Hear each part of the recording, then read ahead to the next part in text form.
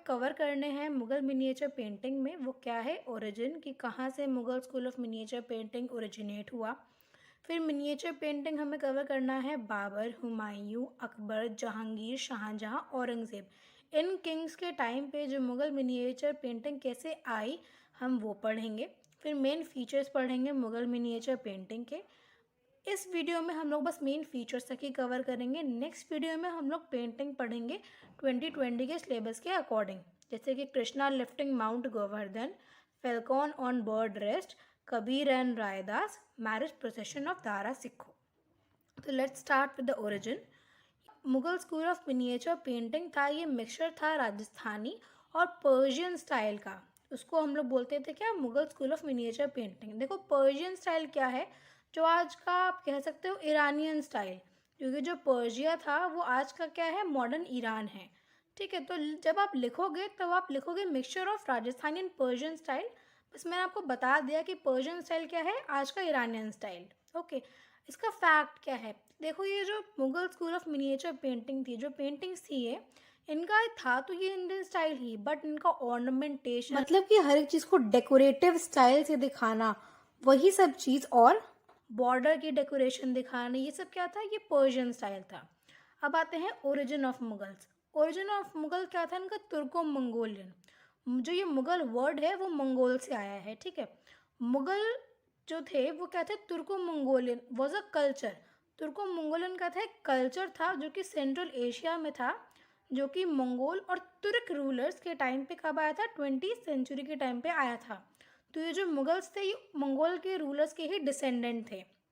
फिर आता है तैमूर की फैमिली, जो मुगल्स के अंडर थी। तैमूर की फैमिली कौन कौन थे, बाबर, हुमायूं, अकबर, जहांगीर, शाहजहां, औरंगज़ेब। इसको याद करने का शॉर्ट फॉर्म क्या है, भज शाह।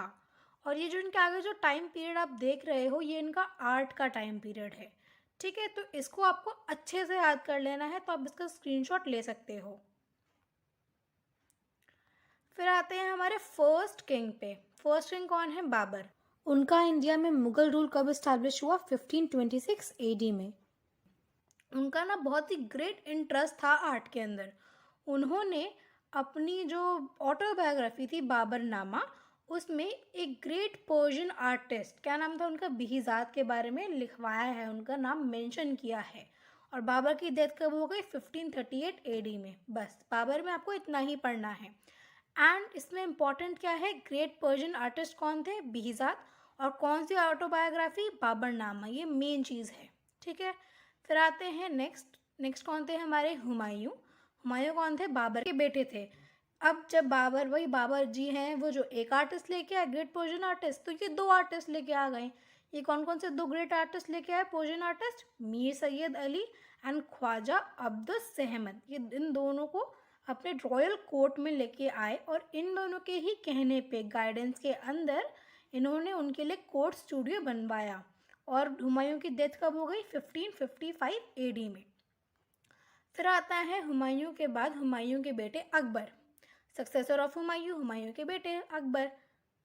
फिर आता है इन्होंने भी, जो हुमायूं ने जो कोर्ट इस्टेब्लिश किया था उसको और आगे बढ़ाया। फिर ये दोनों ही जो ग्रेट पर्शियन आर्टिस्ट थे, जो कि हुमायूं के टाइम पे आए थे, मीर सैयद अली और ख्वाजा अब्दुस सहमद, इन दोनों के अंडर, इन दोनों के कोर्ट स्टूडियो के अंदर 200 से भी ज़्यादा पेंटर्स, जो कि हिंदू और मुस्लिम कम्युनिटी दोनों के ही थे, उन्होंने काम किया। फिर आता है अकबर ने सबसे पहले जो फर्स्ट प्रोजेक्ट्स कौन कौन से उठाए, ये इंपॉर्टेंट है, जितना भी आपको कलर दिख रहा है वो सब इंपॉर्टेंट है। हमजा नामा, तारीख ए खानदाने ए तैमूरिया, और बाबर नामा। फिर इन्होंने क्या किया, जो इंडियन एपिक्स थे उनको किसमें, पर्शियन लैंग्वेज में ट्रांसलेट किया। ठीक है, उसमें कौन कौन से थे, हरिवंशम, रामायणा, महाभारत, पंचतंत्र, ये चार ऐसी जो इंडियन एपिक्स थी, इनको पर्शियन लैंग्वेज में ट्रांसलेट किया। अकबर ने अपनी लाइब्रेरी में 2400 इलस्ट्रेटेड मैन्यूस्क्रिप्ट रखी। आप लोगों को हर एक चीज़, अगर कोई भी डिफ़िकल्ट वर्ड लगता है, कुछ भी लगता है, तो उसके लिए मेरा डिस्क्रिप्शन बॉक्स ज़रूर चेक करना। वहाँ पे आपको हर एक चीज़ का प्रॉपर डेफिनेशन भी मिल जाएगी। So don't worry about that, and description box हर एक वीडियो का ज़रूर चेक करना। ओके, फिर आते हैं वेल नोन पेंटर्स। अकबर के टाइम पे कौन कौन थे, 4 वेल नोन पेंटर्स थे, गोवर्धन, मिस्किन, रामदास एंड जगन्नाथ। अकबर के बाद आता है उनके सक्सेसर जहांगीर। जहांगीर को क्या था, ग्रेट लव था आर्ट और नेचर का। इनके टाइम पे जो मुगल मिनिएचर पेंटिंग थी वो अलग ही लेवल, मतलब हाई लेवल ऑफ एक्सीलेंस पे पहुंच गई थी। जहांगीर के पीरियड को गोल्डन पीरियड भी इसीलिए कहा जाता है, क्यों? क्योंकि इन्होंने अपने पेंटर्स को इनकरेज किया था कि इनका जो वास्ट एम्पायर था, जो इतना खूबसूरत था एम्पायर था, उसको जाओ जाकर के वहाँ के खूबसूरती को देखो, निहारो, उसको रिकॉर्ड करो, उसको पेंट करो। और क्या चीज़, फ्लोरा एंड फना, मतलब वहाँ की खूबसूरती को। जैसे कि तुम कहीं भी बाहर जाते हो, बाग बगीचे में जाते हो, तो तुम किसी खूब तक तुम्हें अच्छा लगता है ना, तो वही पेंटर्स के लिए भी उनको फ्रीडम दी जा रही थी। तो वही फ्रीडम उनसे क्या, उनकी पेंटिंग में झलक झलक के आ रही थी। तो वही क्या है, एक इम्पॉर्टेंट फीचर है, इसीलिए उनके टाइम को golden period of Mughal miniature painting कहा जाता है। ये क्वेश्चन आ सकता है कि जहांगीर के टाइम को ही क्यों बोला जाता है golden period of Mughal miniature painting, या किसके पीरियड को बोला जाता है golden period of Mughal miniature painting? तो क्या है, जहांगीर। फिर क्या है, पोर्ट्रेट पेंटिंग इनके टाइम पे क्या पॉपुलर बन गई थी। और इनके टाइम के फेमस दो पेंटर्स कौन थे, उस्ताद मंसूर और अबुल हसन। फिर आता है आपका जहांगीर के बाद शाहजहां। शाहजहां तो हम सबको पता है भाई, कुछ पता ना हो बट ये ज़रूर पता है कि ताजमहल शाहजहां ने बनवाया। तो वही है, इनका भी ग्रेट पैशन था किसमें, आर्किटेक्चर में। वर्ल्ड के बहुत ही ज़्यादा सुंदर सुंदर आर्किटेक्चर और मॉन्यूमेंट्स बनवाए हैं, जो कि क्या है, ताजमहल इन Agra, Jama Masjid and red fort in Delhi, Shalimar garden of Lahore and Lahore fort को उन्होंने रेनोवेट करवाया। फिर इनके अंडर में क्या था, जो कोर्ट स्टूडियो था वो भी काफ़ी अच्छे से एक्सीलेंट और रिफाइंड मिनिएचर पेंटिंग्स बनी शाहजहां के टाइम पे। और इनके टाइम के जो वेल नोन पेंटर थे वो कौन थे, उस्ताद फ़कीरुल्लाह खान। औरंगजेब के टाइम पीरियड को ही ना मुगल मिनिएचर पेंटिंग के डिक्लाइन के टाइम पीरियड बोलते हैं। औरंगजेब, ये आपके 1 मार्कर्स के लिए भी इम्पोर्टेंट है कि जैसे जहांगीर के टाइम पीरियड को हमने गोल्डन पीरियड बोला, तो वैसे ही औरंगजेब के टाइम पीरियड को हमने डिक्लाइन का टाइम पीरियड बोला। ये कौन थे, ये सक्सेसर थे शाहजहां के, लेकिन वैसा इनमें कुछ भी नहीं था। ये क्या थे, ये एक फेनेटिक मुस्लिम थे। शाहजहां को कैसे आर्किटेक्चर का शौक था, तो वैसा इनमें बिल्कुल भी नहीं था। ये एक फेनेटिक मुस्लिम थे, मतलब कि कट्टर मुस्लिम थे कि भाई मेरे रॉयल कोर्ट में तो आर्ट होगा ही नहीं। इन्होंने क्या करा, अपनी सुपरमेसी सबसे ज्यादा दिखाई। सुपरमेसी मतलब अथॉरिटी, अपनी किंग की अथॉरिटी ज्यादा दिखाई इन्होंने, कि भाई पेंटिंग को रुकवा दिया। और पेंटिंग कब, 18 सेंचुरी, अर्ली 18 सेंचुरी के टाइम पे जो ग्लोरियस पीरियड था मुगल मिनिएचर पेंटिंग का, वो खत्म हो गया।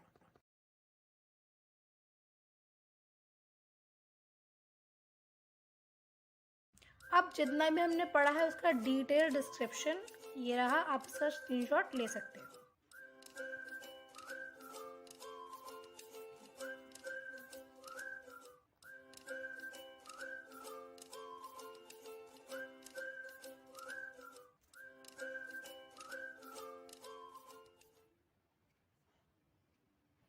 ये अब आता है main features of Mughal miniature painting. देखो, पहले और दूसरा पॉइंट जो है वो हमने पहले भी पढ़ा है ओरिजिन में, कि जो मुगल मिनिएचर पेंटिंग है वो क्या है, राजस्थानी और पर्शियन स्टाइल से मिलके बना है। फिर क्या है, ये तो था आपका इंडियन स्टाइल, बट इसका ऑर्नामेंटेशन, बॉर्डर डेकोरेशन किसका था, पर्शियन स्टाइल का। फिर जो ये जितनी भी पेंटिंग्स बनती थी मुगल मिनिएचर पेंटिंग, इस पे पर्शियन कैलीग्राफी, अभी आप पढ़ोगे जब नेक्स्ट वीडियो जो आएगी उसमें आप देखोगे कि फेल्कॉन ऑन बर्ड रेस्ट, उसमें आप देखोगे कि कैसे पर्शियन कैलीग्राफी लिखी हुई है उस पेंटिंग के ऊपर। तो पर्शियन कैलीग्राफी विविडली, मतलब पेंटिंग्स पे लिखी जाती थी। फिर इस टाइम पे इंडिविजुअल और ग्रुप्स में पोर्ट्रेट पेंटिंग बनाई जाती थी जो कि काफ़ी पॉपुलर थी। इसका इम्पॉर्टेंट फीचर क्या है कि क्राउडेड सीन दिखाना, हर एक पेंटिंग में या फिर पेंटिंग्स में क्राउडेड सीन दिखाना, बहुत सारे फॉर्म्स, बहुत सारे अलग अलग फिगर दिखाना, वो एक इम्पॉर्टेंट फीचर था। जैसे कि एग्जांपल क्या है, मैरिज प्रोसेशन ऑफ दारा सिखो, ये भी आप नेक्स्ट वीडियो में पढ़ोगे कि कैसे उसमें इतनी सारी फिगर्स दिखाई गई हैं। इसका एक इम्पॉर्टेंट करेक्टरिस्टिक क्या है कि कलर्स को मिक्स करके बनाना, किसके साथ, गोल्डन और सिल्वर कलर्स के साथ।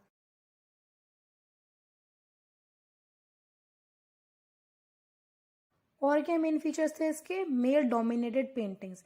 ये जो मुगल मिनिएचर पेंटिंग्स थी वो मेल डोमिनेटेड पेंटिंग्स थी। कैसे पता चला हमें ये, बिकॉज ऑफ द पर्दा सिस्टम, मतलब कि जितनी भी फीमेल फिगर्स थी वो काफ़ी कम दिखाई जाती थी इन पेंटिंग्स के अंदर। फिर क्या है, drying of birds and animals. जितनी भी एनिमल्स और बर्ड के पिक्चर्स दिखाते थे वो काफ़ी अच्छे ही रियलिस्टिक तरीके से दिखाते थे, मतलब कि काफ़ी अच्छे तरीके से प्रस्तुत करते थे। Rendered with proportion of their anatomy. Render का मतलब क्या होता है? प्रस्तुत करना, अच्छे से दिखाना। एनाटॉमी का मतलब कि शरीर को अच्छे से अच्छे ढंग से दिखाना। तो इसका क्या था कि बहुत ही अच्छे तरीके से, बहुत ही खूबसूरत तरीके से उनके हर एक मूवमेंट को दिखाते थे। फेल्कॉन ऑन बर्ड रेस्ट, आप पढ़ोगे नेक्स्ट, जो मैंने बताया था आपको कि नेक्स्ट वीडियो आएगी उसमें आप पढ़ोगे फेल्कॉन ऑन बर्ड रेस्ट। फिर मैरिज प्रोसेशन ऑफ दारा सिखों में आप हॉर्सेज और एलिफेंट्स पढ़ोगे, उसमें यही चीज़ है कि काफ़ी अच्छे तरीके से ब्यूटीफुली शोन की गई हैं। और क्या इंपॉर्टेंट करेक्टरिस्टिक है इसका कि जितनी भी पेंटिंग्स बनती थी वो काफ़ी रियलिस्टिक होती थी नेचर में, मतलब काफ़ी अच्छे तरीके से नॉर्मल से दिखाते थे। और क्या है? Depiction of perspective. डिपिक्शन का मतलब क्या है? डिज़ाइन, हर एक डिज़ाइन का, हर एक चीज़ का पर्सपेक्शन दिखाना काफ़ी अच्छा एक इम्पॉर्टेंट करेक्टरिस्टिक था। जितनी भी पेंटिंग्स होती थी ना वो सारी सेक्युलर होती थी नेचर में, मतलब कि वो हिंदुज़म और क्रिश्चियनिटी को इस्लाम से कनेक्ट करती थी।